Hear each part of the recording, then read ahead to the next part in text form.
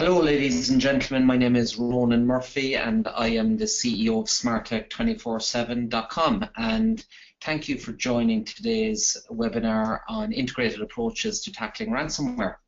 So, if you want to ask any questions, please feel free to put them to me, and we'll get to them at the end of this short webinar.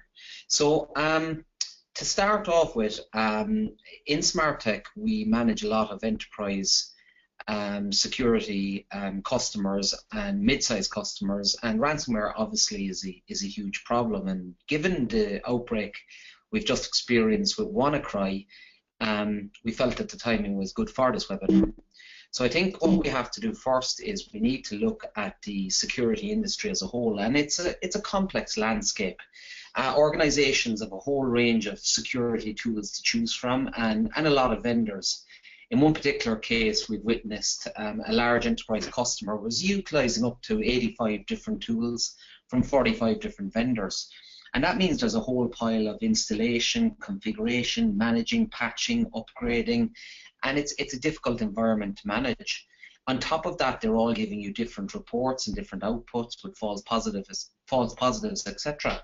And then on top of that, if you consider that there's a huge skills resource shortage in terms of cybersecurity and the industry as a whole, it's predicted by 2020 there'll be between 1.5 and 2 million job vacancies. It's a really, really big challenge. Now, a lot of the hype that we hear is about advanced persistent threats and about zero-day exploits, and the harsh reality is this actually isn't true. All of the research indicates that most breaches and most compromises and data loss are a result of unpatched systems, and in fact 99% of endpoints which have been exploited over the last year have been as a result of not patching a vulnerability that's over 12 months old. So it's a big challenge, and the fundamentals of managing cybersecurity are really a challenge for most organizations, both big and small. So let's talk a little bit about WannaCry. Obviously, it's very, very topical at the moment, given the challenges and the scale of the breach.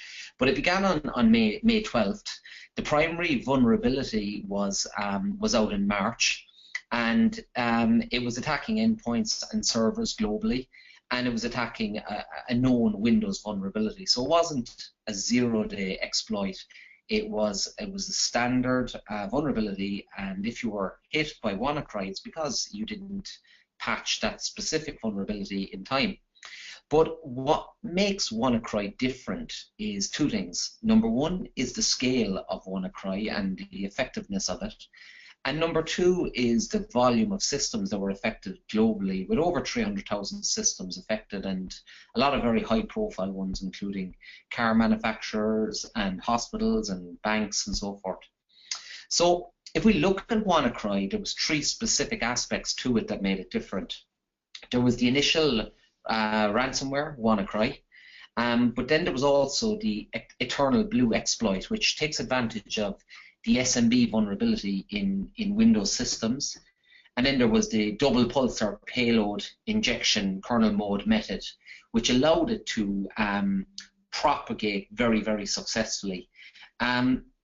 So I think what we're going to see over the next 12 months is we're going to see a whole range of new and more sophisticated type ransomwares coming out and attacking the market, including Linux-based ransomware. We've seen just recently, we've had the Erebus ransomware outbreak targeting hosting providers. I think there was one in Asia who've just paid over $1 million to get that off their systems, and the Fairware ransomware. So it's becoming a significant challenge. But if you have been affected by WannaCry, I think what's important now is that you first and foremost you ensure that all of your Windows systems are patched, reduce that attack surface. The particular patch is MS17010. You can make sure to block all SMB ports, particularly ports 139 and 445 from external hosts. block UDP ports 137 and 138 from the local network to the VPNs, and then disable SMB-v1 and SMB-v2, and only permit SMB-v3 connections by policy on clients. Then very importantly, you have to scan for double pulsar during cleanup and confirm that all of your antivirus signatures are up to date. And then obviously, and it goes without saying, is ensure that your data is backed up regularly, and that backup is tested on a continual basis. So as ransomware evolves, and as we see more prolific dumps of exploits on the market, we've just seen the Vault 7 dump by WikiLeaks. We've seen the shadow brokers dump with the Eternal Blue exploit, and you're going to see more of these. Shadow brokers have announced that they will be doing monthly dumps on a subscription basis, and there's going to be a cat and mouse game between the security vendors and between the hackers who are trying to go after companies' systems. And as they innovate and as they become more sophisticated, like with WannaCry, you will see that it will target IoT, it will target SCADA, it will target ICS, and it's going to become a big challenge for organizations to make sure that they get the fundamentals right and that they are on top of their systems, and remembering that 99% of these attacks are successful because the fundamentals haven't been done right. So from our perspective, I guess what we have to talk about is, we look at it from, there's 4 pillars that are important in terms of the areas that you need to manage. And that starts off with patching and making sure that you check that your systems are patched in the right way, and that you do the fundamentals there correctly. The second key area is ensuring that you're blocking correctly and you're blocking the malware from getting into your network. The third area, which is critically important, and I can't overemphasize how critical, is that you're monitoring. And that you've got a set of eyeballs in terms of what's happening on your network, both internally and both at the perimeter, and that you're leveraging security analytics and threat intelligence to understand how the threat landscape is changing and how it can affect your business. And then finally, the fourth pillar is how you're effectively monitoring responding and orchestrating an incident response plan to deal with the challenges that your organization is faced with on a daily basis. So where you're going to start off with, and if we drill down a little bit more, is into the whole area of patching. Now, remember, when a vulnerability is released, it takes an attacker only between 1 and 4 days to release an exploit that will attack that security hole within your system. And knowing that millions of machines won't be patched, the cyber criminals are literally having a field day, knowing that the minute they develop their exploit, that they're going to have quite a lot of success with that. So if your goal is operational excellence in terms of your organization, irrespective of size, it will all start with the basic fundamental of patching. And again, I'm going to reiterate that 99% of successful hacks are as a consequence or as a result of a vulnerability that hasn't been patched, and that's quite astounding when you consider the amount of damage that it does. So we all know that this is a major problem, but why is it that we keep falling down on it? So we see 3 critical areas that companies are wrestling with in terms of their ability to deal with this. The first is lack of visibility, incomplete visibility of endpoints on the network, poor context for risk reduction and detection of malicious activity. Also, there's the complexity of patching. We know patching is extremely difficult, and to investigate the status of patching is a challenge. There's limited skills available. Sometimes when you patch systems, they break. And it's having that decision making around the complexity area. And then there's ineffective remediation, there's disparate tools and teams and locations, and the attack surface can be quite large. So ultimately, organizations are failing in their ability to detect the hackers and to effectively secure their environments to deal with the challenges that we're seeing. So our advice in terms of what it is you can do to deal with it is, first and foremost, ensure you have visibility. Look, it's all about visibility. Understand what's on your network and be able to report on what that looks like, whether those assets are managed or they're unmanaged, and irrespective of the bandwidth to that location, you need to understand you have that visibility.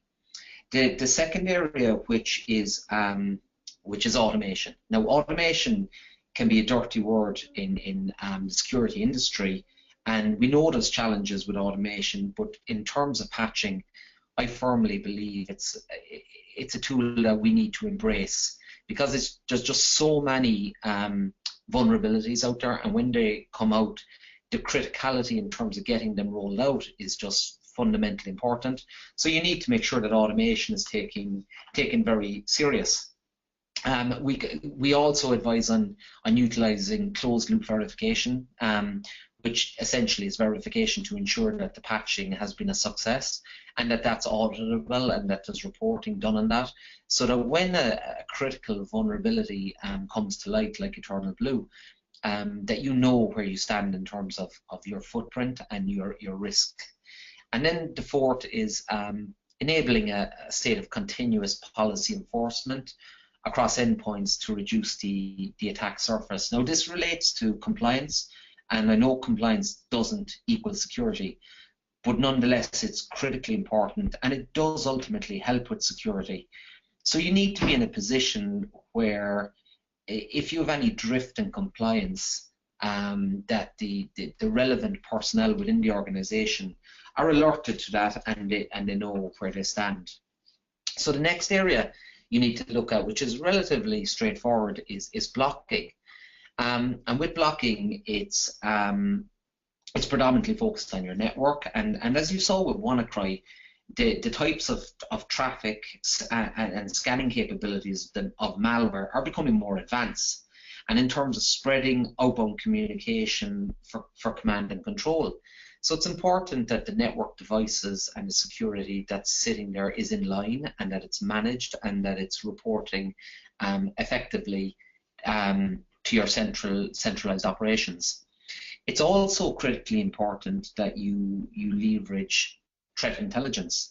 The threat landscape it's hugely dynamic, and the ability to effectively understand IP, reputation, and URL filtering is critically important. It's no longer enough just to utilize threat intelligence from an AV vendor or from a firewall vendor.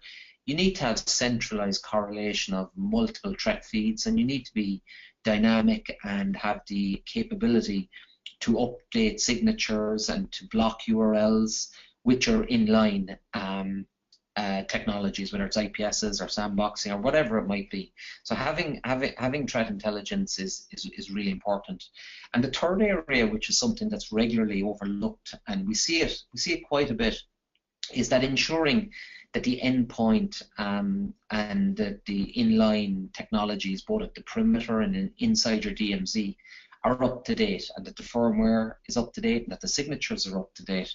Because companies invest a lot of money in these technologies, and then they suddenly become shelfware.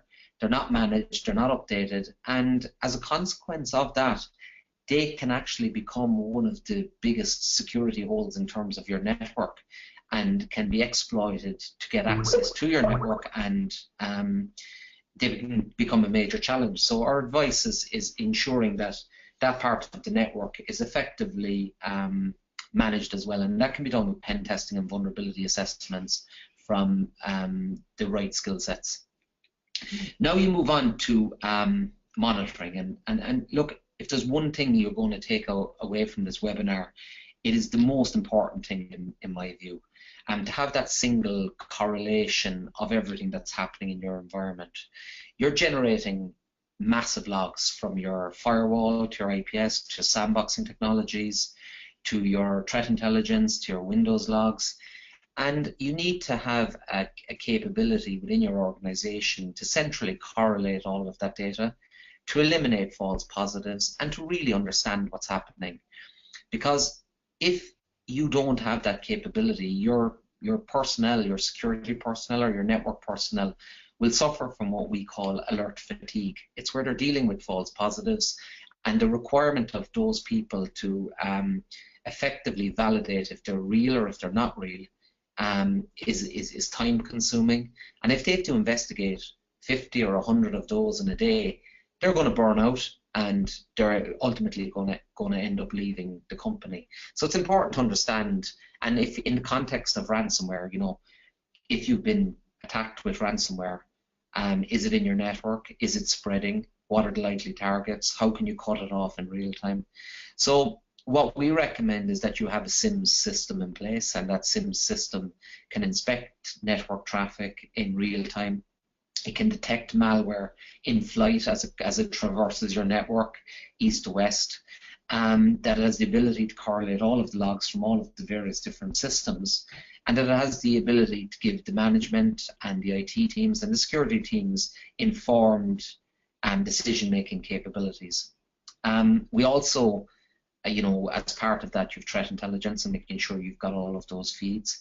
And finally, what we recommend in a big way is IBM Watson for cybersecurity, which is a real game changer in our view.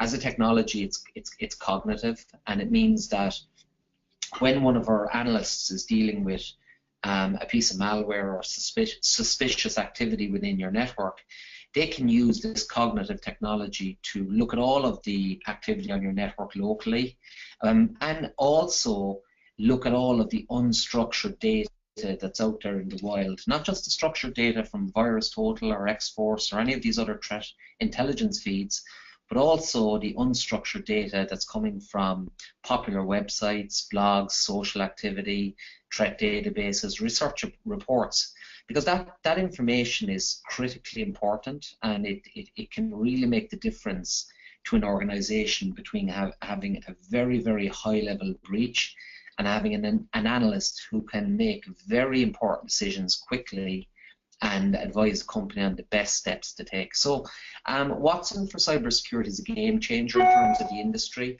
and it's utilizing excellent technology that will allow organizations to successfully deal with the challenge in terms of the skills shortage, in terms of crunching and analyzing vast quantities of data, and also making sure that they've got relevance, severity, and accuracy to the reports that they're dealing with in the organizations. So the final one is responding, and it's quite important to have your response plan in place and making sure that you understand your incident response and how you're going to deal with that. Response to attacks can be automated insofar as you deal with strengthening the people, the processes, and the technology that you're using for the organization. So not enough companies sit down and build an accurate response plan to deal effectively with the challenges. So the four areas that we recommend, again, just to touch on, are first and foremost is patching, and the ability to have visibility into that complex, boring area, but it's a fundamentally important piece of the puzzle. There's the blocking and the implementation of next generation IPSs and sandboxing and managed detection and response capabilities. There's also the monitoring, again, which is critically important. It's utilizing the SIM infrastructure or software. It's utilizing threat intelligence, which again is fundamentally important. And then again, it's looking at cognitive technologies and the ability to leverage things like Watson for cybersecurity, which is a game changer for the industry and is helping to deal with the skills shortage. It's helping to deal with crunching the huge volumes of information that are out there, both structured and unstructured. And then it's responding and being able to orchestrate an incident response plan and get the right people around the table to make the right decisions in terms of your organization. And then What we call that in terms of the service delivery is our Smarttech SOC in a box. And that allows companies who we work with to effectively utilize all of these different areas as a service with no capital investment on a monthly basis. And it allows companies who want to leverage a full security operations center in an effective environment very, very quickly. So I think I'm just heading up to the 30-minute mark. So I'm just going to take a few questions here. We have a few lined up. So we have one question: how easy is it to deploy a SIM service? So that's a great question. Traditionally, deploying a SIM service would be quite complicated in terms of it can be quite a big project. That's now changed. The SIM we use in Smarttech is IBM QRadar. One of the differentiators with that as a product is its ease of deployment. So we estimate the average time for deployment of a SIM in an organization that would have typically, let's say, between 1,000 and 2,000 people, is about 2 weeks from deployment to set up to active monitoring. And again, that can be done as a service, and that can be done very, very quickly and very, very cost effectively. We have another question here from Peter asking what is likely to happen next with WannaCry. So in terms of WannaCry, we saw just yesterday that the one of the Honda plants went offline because production was halted because of the WannaCry outbreak. So unfortunately, again, that's because they obviously didn't patch their systems, and the ability of the double pulsar propagation aspect to WannaCry, there's no way around it. If you don't patch, you will effectively at some stage get hit with it. But I guess more importantly, I talked about some of the recommendations you can do, but you're going to see more of this more sophisticated type ransomware attacking on companies. So it goes back to our first critical vertical, which is patching, and just getting on top of that basic fundamental difficult challenge, which is patching your environment, having visibility into your environment, understanding what's on your network. So yeah, that is important. We have another question here in terms of what is the best threat intelligence. Okay, so with threat intelligence, my advice is no one single source is enough. The more threat intelligence you can correlate centrally, the better it is. So we fundamentally believe here in Smarttech that you need to utilize multiple feeds. We work with all of the major vendors, products like IBM X-Force and Palo Alto and Trend Micro. We look at them all, and my advice to every company is that you have a central threat intelligence feed, you correlate them, you have good due diligence in terms of then your IP reputation, your URL filtering, and you deal with it on a proactive basis. Okay, so ladies and gentlemen, thank you for your time on the webinar. We hope you found it useful, and if you have any questions, please don't hesitate to contact us. Thank you.